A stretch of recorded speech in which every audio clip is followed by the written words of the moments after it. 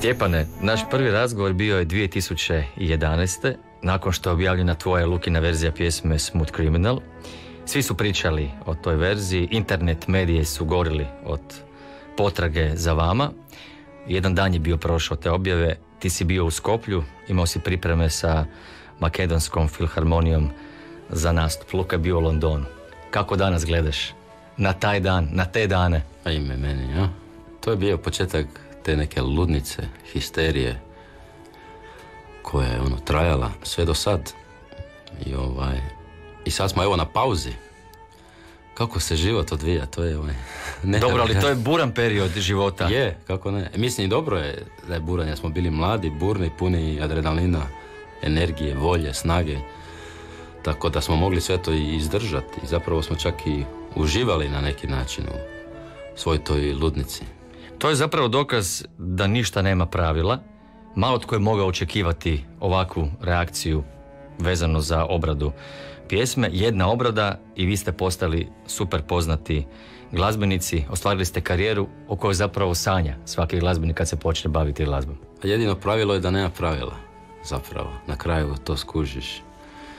I mislim, da, to je bila ta obrada, ali mislim, cijeli rad i trud koji je stajao sve te godine prije, to je bilo zapravo od mladog djetinjstva sam ja i vizualizirao i težio ka tome i stalno sam maštarao i sve je uvijek išlo u tom nekom smjeru i onda je naravno eksplodiralo sve taj dan prije 8 godina.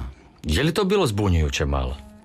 Ideš u školu, želiš biti klasičar, baviš se, slušaš klasičnu glazbu i onda odjednom postaneš rock'n'roll zvijezda. A nije. Odnosno živiš život rock'n'roll zvijezda. Ne, da. A mislim, uvijek treba pomicati granice, jer mislim, ako ideš tim nekim uhođenim putevima i pravilima, onda uvijek je tu taj neki limit i zapravo ništa revolucionarno se ne događa kad poštuješ pravila. I zapravo u tom jednom određenom periodu života sam shvatio da moram izaći iz te neke, kako bi se reklo, kad gledaš in the box. Iz tog svog komfora, da, okvira. Da, i izašao sam iz te komfort zone i tu je onda sve napokon zbilja krenulo. Dobro, znam, ali odjednom velike arene, svjetske arene, svi vas znaju. Znači ne svirate pred hrvatskim ljudima koji žive negdje u nekoj drugoj zemlji, nego imate baš publiku koja vas prati, koja sluša sve ono što radite. Dođete u sobu i što kažete jedan drugome? Što ste pričali jedan drugome o tom svijetu koji se odjednom otvorio i postao vaš? Pa suludo, mislim. Nekad zbilja moraš se zapravo i osvijestiti i shvatiti šta si zapravo postigao i ko je to nevjerojatan ishod svega, ili zapravo kad si u klasici, ni ne sanjaš da ćeš ikad biti, puniti arene po cijelom svijetu. Uopće to ne pripada tamo, mislim, nikad niko nije sa instrumentom, sa instrumentalnom glazbom, a pogotovo ne sa čelom, došao na takav jedan, nivo. Tako da mi nismo zapravo ni svjesni, mi tek kad gledamo unazad shvatimo, ovo je zbilja revolucija, To se stvarno dogodilo. Da. Kako ste sami sebi objašnjavali? Što je to? 2 instrumenta, 2 osobe i nastane, evo recimo, tako veliki interes. Pa zapravo na kraju skužiš da zbilja kao što ste rekli, da nema pravila, nego jednostavno ta strast koja stoji iza nečeg, ta neka energija, to je ono što ljudi osjete, ono što direktno iz srca komunicira s njima. Sve jedno je preko kojeg sredstva to radiš. I to je najbitnije. Šta prenašaš, koja emocija stoji iza, kakva je poruka. I to je ono što su ljudi prepoznali. I to je ono što uvijek ljudi prepoznaju. Ljudi uvijek često misle, treba biti ovako, treba na ovaj način to, nema načina. Jedini najvažnija stvar je da direktno iz srca komunicira s ljudima i to oni uvijek osjete. Kako ostati hladne glave? Imaš vjernu publiku, rasprodane arene, upoznaješ ljude koje si vidio samo na televiziji, govorimo o glazbenim legendama, snimaš u najboljim studijima, imaš najbolje uvjete, svaki dan si u avionu, u najskupljem hotelu. A mi jednostavno uopće toliko smo u tome da stalno treba napredovati, rast, treba biti bolji, imamo taj neki rigorozan trening još iz djetinjstva, da se nikad nismo zapravo ni zamarali ničim drugim, nikad nismo patili od nekih stvari, hoteli, luksuz, to nam nikad nije predstavljalo ništa, uopće materijalni taj svijet. Ali vam je to donio ovaj posao, ovaj uspjeh? Pa donio je, ali nije nešto što smo mi htjeli, niti težili, niti za čim smo, to je došlo kao nus proizvod svega ovoga. I mi smo samo dalje bili opsjednuti sa našim radom, kvalitetom, rastom i nikad uopće nismo imali vremena se sad opustiti i reći vidi i uživati sad. Mi smo išli dalje ko psihopati. Tko je postavljao te nove ljestvice, odnosno te nove zahtjeve? Čija je bila ta nekakva motivacija, nove snimke, nove obrade, nastupi, putovanja, bolje, jače, više? Je li to s vaše strane ili jednostavno bio ugovor koji je to diktirao? Ne, to je naravno sve s naše strane. Jer mi smo baš ti koji smo jako samokritični i imamo taj to je jednostavno u nama da moramo biti sve bolji i stalno rast. I eto, zato smo se i razvili na taj način koji jesmo. Zato i nije ostalo sve na tom prvom hitu i nismo pali u zaborav jer smo imali tu neku disciplinu i taj neki kontinuitet je bio urođen, usađen u nas i taj rad koji imamo, ta radna disciplina, etika, to je nešto što je u nama i zato to se je razvilo u još nešto ozbiljnije i veće.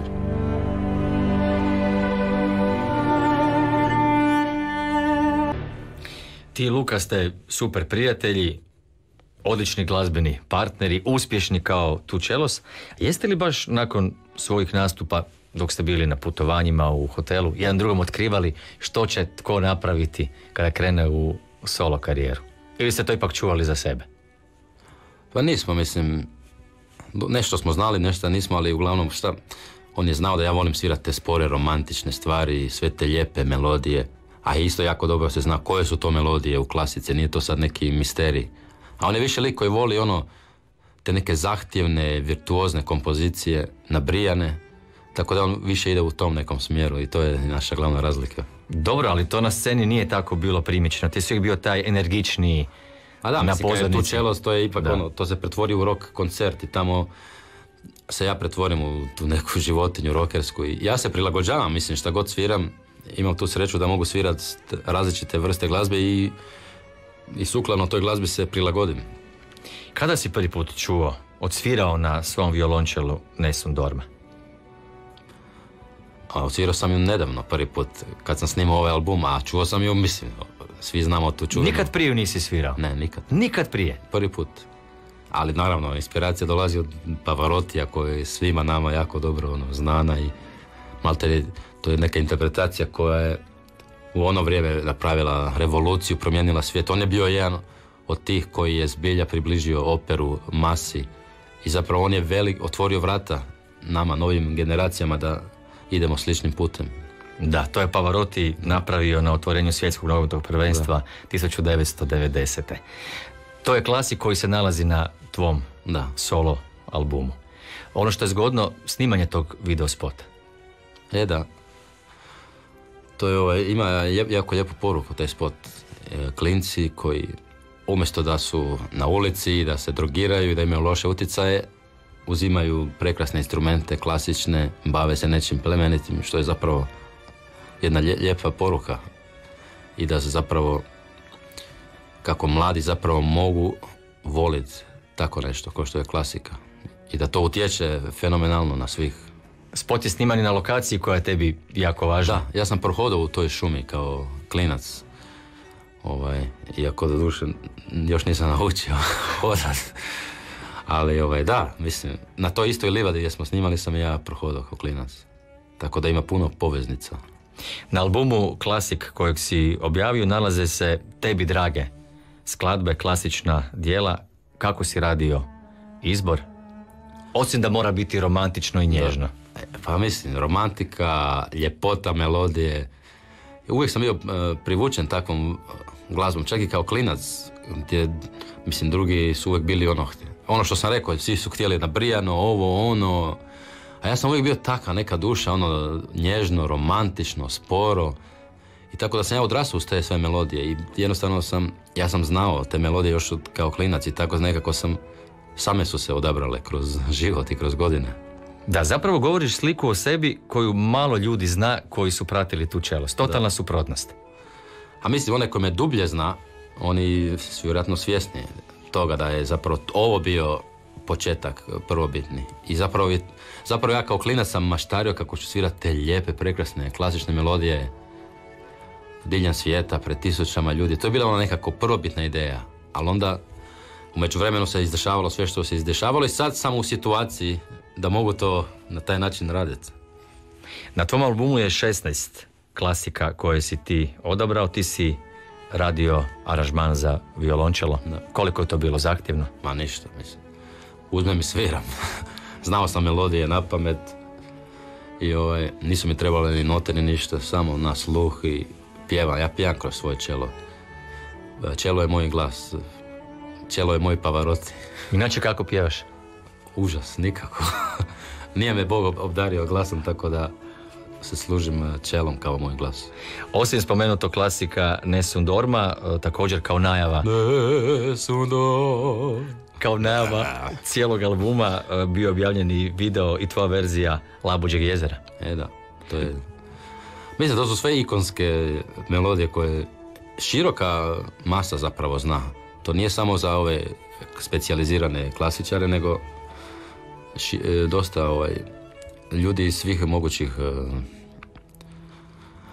žanrova su upoznati sa tim melodijama i to je zapravo... A nisu ni svjesni da ih znaju. To je ono što oni negdje znaju tu melodiju, ali ne znaju odakle, ko je napisao, odakle to potječe. Naprimjer, All by Myself pjesma, svi ju znaju, ne znaju da je iz Rahmanjinovog drugog klavirskog koncerta koji je na albumu. Pa onda na primjer, onaj Whiter Shade of Pale, poznata pjesma je od Bach era koji je isto na albumu. To je stvari koje ljudi ne znaju. Mozart klavirski koncert se pojavljuje u filmu, pa Borodin je na Broadwayu, nekom musical. To su sve legendarne melodije koje svi znaju, a nisu ni svjesni da ih znaju. I zapravo sad je vrijeme da otkrijemo šta su te melodije, odakle potječu.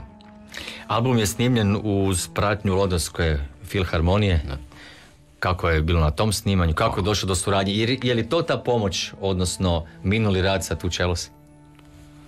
Pa da, mislim, Londonski simfonijski je jedan od najboljih orkestra u svijetu i mislim, to ježiš se kad ih čuješ, dođeš u studio, oni to sve iz prve odsviraju savršeno i mislim, ništa lakše, ništa ljepše iskustvo nego snimiti ovako jedan album sa njima, to ide bez ikakvih poteškoća i to je zbilja gušt bio proživljavati. S njima ćeš i nastupati? Sa Kraljevskim, Royal Philharmonic, što je drugi... Čekaj, ja ti čestitam. Hvala. Baš sam slušao neki dan Rod Stewart i oni zajedno. A mislim, to su sve vrhunski orkestri, tako da nema se tu šta. Ima tako jednu podlogu, samo je dodatna inspiracija. Gdje ćete biti? Kada kreće ta službena koncertna promocija? Neki gradovi su već dogovorni, Pariz, London, Berlin. Sve je to dogovoreno, manje više. Prvo će biti sve ove centre po Europi. Pariz, London, Berlin, i u Rusiju, i u Italiju, i u Španjolsku, a svuda pomalo. I onda čak i u Ameriku, neke koncerte, i u Egipat. Prvi put idem u Egipat, ajde da i to doživim. Tako da, evo, baš se veselim. Prva solo turneja. I za kraj šećer, na kraju Hrvatska, u planu je ili? Nije još u planu, ali evo, morat ćemo nešto smisliti. Kome si slao snimke? Kome si poslao album? Nikom još ga nemam. Danas ću dobiti kopije prve, pa ćemo... Pa možda digitalno izdanje, jesi nekom slao snimke da čuje. Jel se Luka možda javio? Ma ne. Ništa, ali da? Mislim, nije se još javio, možda se javi. Puno uspjeha, javi nam točne datume kada bude to sve u blizini Hrvatske i kad se odlučite naravno za koncerte u Hrvatskoj. Može. Hvala ti puno i svako dobro. Hvala vama.